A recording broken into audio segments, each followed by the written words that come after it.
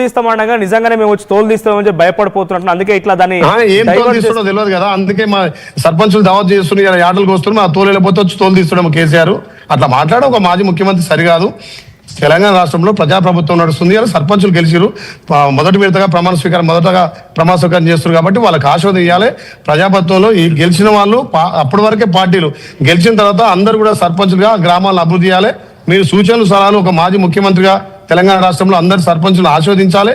ఈ ప్రభుత్వం నుంచి ఇంకా అన్ని గ్రామాలు 10 ఏళ్లుగా సర్పంచులు అధ్వాన పరిస్థితుల్లో అభివృద్ధి చేయలేకపోయారు, 10 ఏళ్లుగా సర్పంచులు అప్లపాలయ్యారు, కొంతమంది ఆత్మహత్యలు చేసుకున్నారు.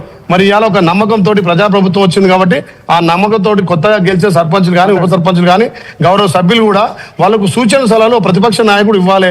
మీరు గ్రామాలను అభివృద్ధి చేయండి, గ్రామాలను పట్టుకొమ్మలు చేయండి అని చెప్పాలి. కానీ ఇక నేను ఫామ్ హౌస్ బయటకు వెళ్ళినా కుంభకర్ణుడు ఏదో నిద్రపోయి బయటకు వచ్చినట్టుగా తాటా తీస్తా తులు తీసినట్టు కరెక్ట్ కాదు. అంటే వాస్తవం ఉంది కదా, 2 ఏళ్ల నుంచి ఏ ఒక్క ఇరిగేషన్ ప్రాజెక్ట్ కి సంబంధించి కూడా మీరు కొంత ఆలోచించిన దాఖలాలు లేవు. మూసీ ప్రాజెక్ట్ అన్నారు. సో ఇప్పటివరకు రైట్ అంటే ఇప్పటి వరకు ఒక నిమిషం 8,30,000 కోట్ల రూపాయల పెట్టుబడులని మీరు వచ్చినప్పటి నుంచి ఇప్పటివరకు జరిగిన ఎంఓయూలు, ఈ ఎంఓయూల్లో నిజంగా 8,30,000 కోట్ల రూపాయల పెట్టుబడులు వచ్చినాయంటే ఇప్పటివరకు ఎన్ని కొత్త ఉద్యోగాలు క్రియేట్ చేయగలరు అని అడిగారు. కొత్త ఉద్యోగాలు లేవు, అది ఫ్యూచర్ సిటీ లేదు, తొక్క సిటీ లేదని కూడా చెప్పేశారు, తోల్ సిటీ లేదని అన్నారు.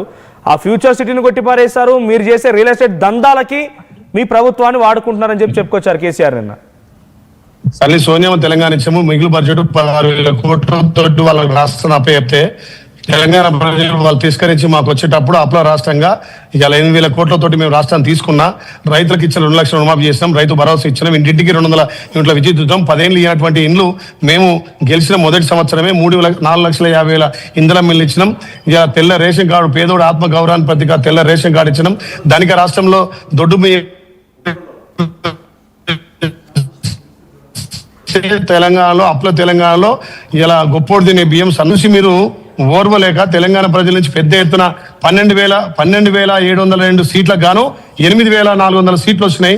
మీకు బీజేపీ బీఆర్ఎస్ పొత్తు అయితే 4,000 వచ్చినాయి. అయినా వచ్చిన సీట్లం కాదు, మీరు తెలంగాణలో ఏ రకంగా పరిపాలన చేయాలి, మా ప్రభుత్వానికి సూచనలు సలహాలు కానీ ఫామ్ హౌస్ లో కుంభకర్ణం లెక్క వండుకొని ఇయ్యాలేసి తాళ్ళు తీస్తా ఎక్కడ మాట్లాంటది? తెలంగాణ యాస భాష దాన్ని వక్రీకరించి మాట్లాడడం సరిగారు. మీరు ఇతోటి ఏం కాకనే కదా కేసీఆర్ మాట్లాడిన భాష రేవంత్ రెడ్డి భాష కంటే ఇంకా దారుణంగా ఉందా? అంటే లాగులో తొండలేస్తా అనడం, గొంతు బిసికి సంపేస్తా అనడం, చచ్చిపోమనడం, ఇవన్నీ కూడా ఉన్నాయి కదా. అంటే రేవంత్ రెడ్డి కూడా ఏమాత్రం తగ్గడం లేదు కదా. రేవంత్ రెడ్డి ప్రతిపక్ష నేతగా ఉన్నప్పుడు, పిసిసి అధ్యక్షుడిగా ఉన్నప్పుడు మాటలు రెచ్చగొట్టి తెలంగాణ దాచుకుంటుంటే ఇలా ధనిక రాష్ట్రాన్ని అప్పుల రాష్ట్రంగా చేసింది కాబట్టి ఆ రోజు కేసీఆర్ మీద ఆ రకంగా ప్రభుత్వం ప్రతిపక్షంగా ఉన్నప్పుడు విమర్శించిండు. ఇలా ఒక గౌరవం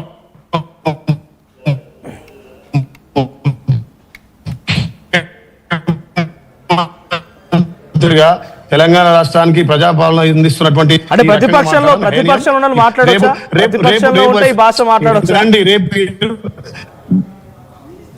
అంటే రాష్ట్రాన్ని దోచుకుంటారు కాబట్టి దాచుకుంటారు కాబట్టి ఇలా ఎమ్మెల్సీ కవిత చెప్పే మాటలకు సమాధానం చెప్పండి, బిడ్డ చెప్పే మాటలకు సమాధానం చెప్పండి. ఇలా హరీష్ రావు, సంతోష్ రావు, ఈరావారావు దోచుకురు అని చెప్పి ఎత్తి 7 దోషుల మన్ను వస్తుంటే బిడ్డకు సమాధానం చెప్పినప్పుడు తెలంగాణ ప్రజలు తాట తీస్తాడా, తోలు తీస్తాడా? మీరు అట్నే మాట్లాడతారు. ధనిక రాష్ట్రాన్ని అప్పులు చేసి నేను ఒక సంతోషపడుతున్నా, కేసీఆర్ గారు బయటకు వస్తే మాకు సంతోషం, మాకు 10 ఏళ్ల అనుభవం, ఆయనకు ఉన్న అనుభవాన్ని మాతో షేర్ చేయమనండి. రేపు 28 నుంచి 3 రోజులు అసెంబ్లీ పెడుతున్నాం. రేపు ఎంపీటీసీ, జెడ్పీటీసీ, మున్సిపల్ కార్పొరేషన్ ఎలక్షన్లు అవుతున్నాయి కాబట్టి దానికి బీసీలకు ఎట్లా 42% ఇవ్వాలి, మీరు మాకు మద్దతు ఇవ్వండి, కేంద్రం మీద కొట్లాడదాం, బీసీ బిడ్డలకు 42% ఇద్దాం. ఇవాళ సర్పంచ్ ఎలక్షన్లో తెలంగాణ రాష్ట్ర వ్యాప్తంగా 52.75% బీసీ బిడ్డలకు ఇలా సర్పంచ్గా, ఉప సర్పంచ్గా, ఎంపీడీసీగా గెలిచిరు, ఏది వార్డు సభ్యులుగా గెలిచిరు. రేపు ఏ రకంగా ఇద్దాం అని 28వ తారీఖు అసెంబ్లీ పెట్టినాం. మీ సూచన సలహాలు కేసీఆర్ గారు ఫామ్ హౌస్ వీడి ప్రజాపాలన ద్వారా అసెంబ్లీకి రావాలి. ఇలా మన ఎందుకు ఒక ఎమ్మెల్యేగా చేసింది ఆ నియోజకవర్గం సమస్యలు, ఆ ప్రాంత సమస్యలు అసెంబ్లీలో గలం ఇప్పాలి. ప్రజాయుద్ధం చేస్తా అంటున్నారు కేసీఆర్. ఆయనకి ఎప్పుడు ఉద్యమాలే అలవాటు, మంచిగా ఉన్నదాన్ని చెడగొట్టిదాన్ని నీళ్ళలు కడతాడు. కాళేశ్వరం కూలిపోయి మీకు తెలియదా? కాళేశ్వరం సక్కదనం ఏముంది? కాళేశ్వరం మీద ఆ కవితే మాట్లాడింది, 1 ఎకరం కూడా నీళ్ళు ఇవ్వాలని చెప్పింది.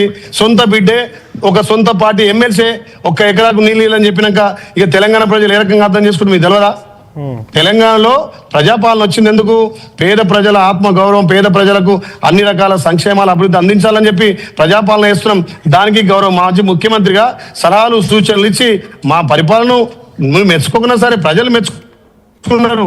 ప్రజలు మెచ్చుకొని ఇలా సర్పంచ్ ఎలక్షన్ లో 80% 70% ఇలా సర్పంచ్గా ఉప సర్పంచ్గా వార్డు సభ్యులుగా గెలిచారు కాబట్టి ఆ ప్రమాణ స్వీకారంలో ఉన్నాం.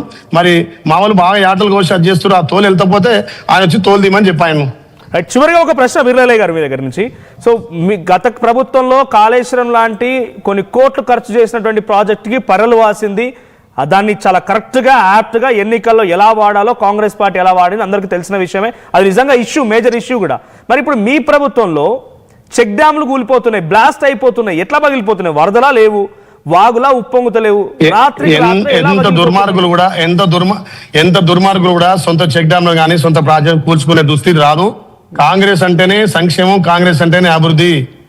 గతంలో కాంగ్రెస్ పార్టీ హయాంలో కట్టినటువంటి ప్రాజెక్టులు ఇప్పటి వరకు కూడా ఎక్కడ కూడా నెర్రల్ బాయలో ఎక్కడ కూడా ఇలా నాగర్ సాగర్ జూరాలు చూడండి, శ్రీశైలం చూడండి, నిట్టెంపాడు చూడండి, ఎన్నో ప్రాజెక్టులు 100 ప్రాజెక్టులు కట్టాం. కానీ ఎక్కడ పోలే. 3 ఏళ్లలో కట్టుడు అయిపోయింది, కూడు అయిపోయింది, వ్యర్థం అయిపోయింది. దానికి మేము బాంబులు పేల్చామని చెక్ డ్యామ్ పేల్చామని అంటే ఎట్లా? అది తెలంగాణ ప్రజలు అంతా తెలంగాణ ప్రజలను 10 ఏళ్ళు మోసం చేసి తెలంగాణ అప్లై చేసి తెలంగాణలో ఒక్క ఇల్లు ఇవ్వకపోతుంది, ఒక్క రేషన్ కార్డు ఇవ్వకపోతుంది, మహిళలకు కనీసం ఆత్మ గౌరవం ఇవ్వకపోతుంది, ఓ గవర్నర్ అంటే విలువ లేదు, ఒక ముఖ్యమంత్రి అంటే విలువ లేదు, కనీసం ప్రధాని వస్తే కలిసే దిక్కు దివాన్ లేదు. మా కేంద్రం నుంచి ఎట్లా నిధులు రాబట్టాలో తెలియదు. మనం కేంద్రానికి మనం ట్యాక్సీలు కడుతున్నాం, మన నిధులు మనం తీసుకురావాలి. అరే మా ముఖ్యమంత్రి పోయి ఢిల్లీ నుంచి నిధులు తెస్తుంటే 50 సార్లు పోయిండు, 60 సార్లు పోయిండు. లెక్క పెట్టుకుని కూర్చుంటారా ఏంది టీఆర్ఎస్ వాళ్ళకి పని లేకుండా? ఇప్పటికైనా మీకు దమ్ము ధైర్యం ఉంటే గ్రామాల పొంటి తిరిగి అభివృద్ధి చేయండి. మేము చేస్తున్న అభివృద్ధి మీకు కాని రాకపోతే రాంటి సభలు పెట్టి చెప్తాం, సభల ద్వారా వేదిక ద్వారా చర్చించుకుందాం. ఏదో బయటకు వెళ్ళినా ఏది ఎట్లా బయటకు వెళ్ళిండు మా ముఖ్యమంత్రి